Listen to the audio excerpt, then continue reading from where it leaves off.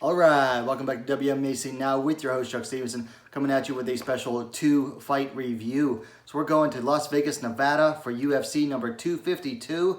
Both of these fights are in the strawweight division. First up, Felice Herrig coming in 14-8, taking on Virna Jandiroba coming in 15-1. Herrig, the number 15th ranked UFC strawweight. Something to note before I get into this was Herrig's first fight since October 2018. She had knee surgery, so she's coming in off a long layoff. So they come out, they meet in the center. Herrig throws and lands a low kick. Virna Janjaroba, she fakes and goes for a double leg, gets it right away, goes to half guard. Felice is trying to fight her off from the bottom. Felice is able to get back to full guard and then get Janjaroba up to the end of her legs. But Janjaroba, she moves to sweep the legs and pass. From there, Herrig starts to get back up, gets onto up to maybe 3 limbs or 4. From there, though, Janjaroba, she maintains the pressure, pushes Herrig against the fence, traps Herrig's right arm underneath of her, basically gets to mount, starts to slip around to the back to go for the rear naked choke. However, Herrig is wise to it and is able to defend, but Janjaroba, big credit to her, does not lose the posture, actually improves her position, stays on Herrig, moves to mount. From there, she is able to latch on the armbar, applies it, and Herrig is forced to tap at minute and 44 seconds of the first round for your winner by submission due to armbar, Virna Janjaroba. Felice Herrig, she's never been a fast-moving fighter, but I noticed here that she looked like she was moving underwater. I mean, she did okay fighting Janjaroba off on the ground at first, but what really worried me was just how fast and easily Janjaroba was able to get the takedown on Herrig. It's like Herrig didn't even see it coming. She wasn't able to even start reacting until she was already on the ground. For Janjaroba, this was the best she has looked since she won the Invicta title. She was very smooth and very nice flow grappling, just moving from position to position, just flowing like water.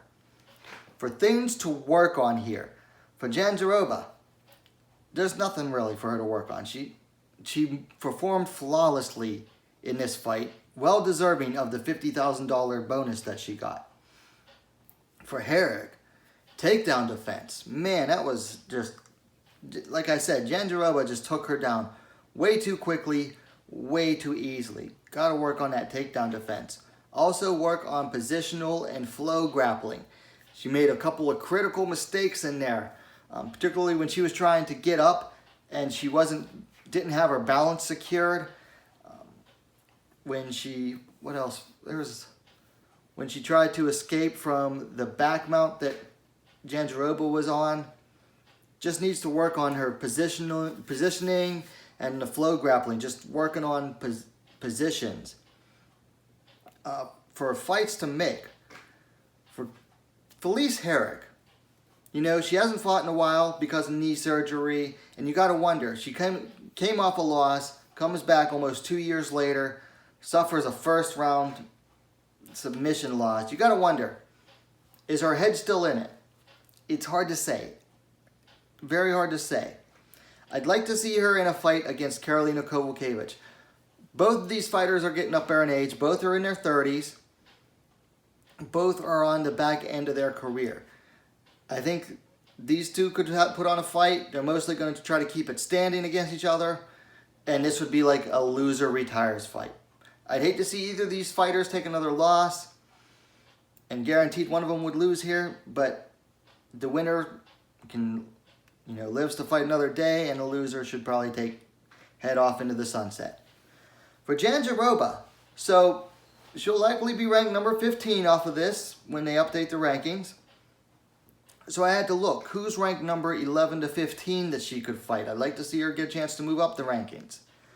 So, either Tisha Torres, I think would be an interesting fight, or Amanda Ribas would be another very interesting fight. I think either of those two would be good fights for Janjaroba, really to see is she truly ready for the top 15 as it stands right now? Torres, I think, poses a lot of problems. She has very good takedown defense, good striking, and could really take the fight to Jandiroba. Hebos has a lot of things there to like, and would be another stiff test for Virna Janjaroba. Okay, for the second fight, we're staying in the strawweight division. Renata Souza coming in 13-2, taking on Ashley Yoder coming in at 7-5. So first round, Yoder tried to perform a standing back take and failed, went way too over the top, lost top control and to Souza and ate some ground and pound for it. On the feet, Souza threw a lot of extended overhands in order to deal with her height and reach disadvantage. Like almost every punch that she threw was an overhand, either to the body or to the head. And then Souza tried to get a takedown at the end of the round that was stuffed by Yoder. In the second round, a lot of clinch work, a lot more than in the first. Mostly with Yoder on the outside, but Souza tended to have the better leverage. She kept her head lower, she had the better hip positioning. Just even though she was stuck on the inside against the cage, she actually had the better leverage and was able to get better strikes off in the clinch. When they were striking at range, Souza would switch up between overhands and inside low kicks. Another failed back take by Yoder that just looked ridiculous. And then a Souza takedown attempt was again sprawled on by Yoder. Third and final round, Yoder finally woke up and realized, hey, I'm taller than this girl, I'm longer than her. Finally started to use her height and her reach to her advantage. Souza did try to go for a takedown that took it to the clinch, but then they got back out to range. Yoder, again, started keeping Souza at the end of her strikes. Finally, her coach yelling at her between rounds must have woken her up. Late hip toss to headlock by Souza, and that was pretty much it. Not a very eventful fight. So went to the judges, and Livia Renata Souza defeated Ashley Yoder via unanimous decision, 29-28 on 2 scorecards and 30-27 on the third. I don't know what the judge that scored at 30-27 was seeing. The other 2 judges gave Yoder the third round. I don't know how you couldn't give her the third round. Some people said, oh, I didn't give her the third, I gave Yoder the second. Okay, but still, she definitely won a round in that fight. The 30-27, I think some judges just like to be contradictory. For things to work on, for Souza, she did not throw nearly enough volume. I realize she was fighting at a height and reach disadvantage, but if she'd thrown more volume, she definitely could have secured the win a lot more easily. For Yoder, listen, either learn to take the back without losing your balance and going over the top, learn to keep your weight down low, learn to keep your balance, either learn all of that or just give it up completely. For her, I think she'd be better off giving it up completely, because I think every fight she tries to take the back, and every fight she winds up going over the top because she can't keep her balance. She doesn't know how to utilize her weight. Also, she needs to recognize when to learn to use her height and reach to her advantage.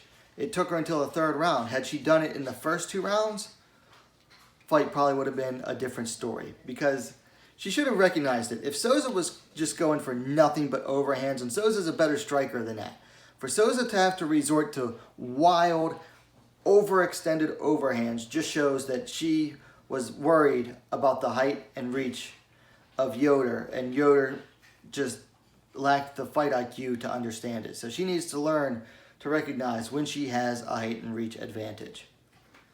Now for fights to make, for Ashley Yoder, she's, I believe, now 2-4 in the UFC overall.